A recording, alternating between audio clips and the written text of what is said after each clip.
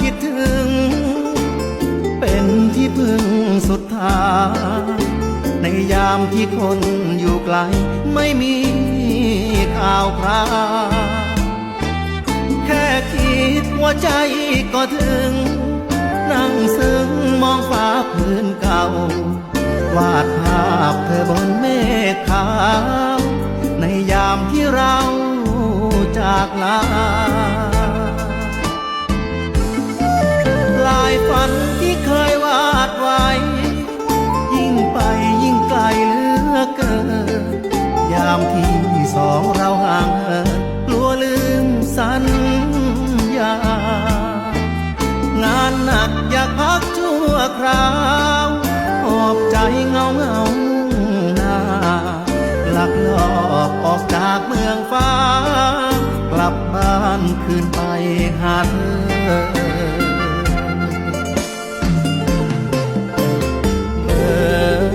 ที่พี่เคยโทรถามข่าวกดที่คราวสัญญาณหัวใจยังจูนไม่เจอเขาวางเครื่องเอาไว้ไกลหรือใครนั่งคุยกับเธออยู่ไกลใจหวั่นเสมอกลัวเธอเพลอลืมคนลาคงเหลือแค่ความคิดถึงเป็นที่พึ่งยามท้อระหว่างที่ใจเฝ้ารอเสียงเธอส่งหาอยากฟังถ้อยคำหวานหวานสื่อสารผ่านเบอร์เจ้ามาให้คนที่กอดเขาลาได้ลุกขึ้นสู้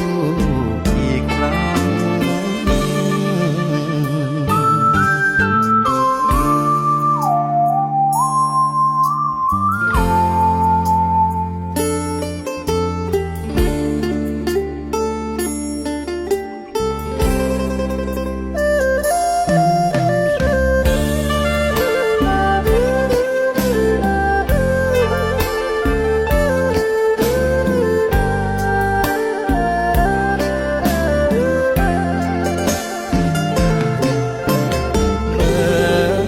ที่พี่เคยโทรถาม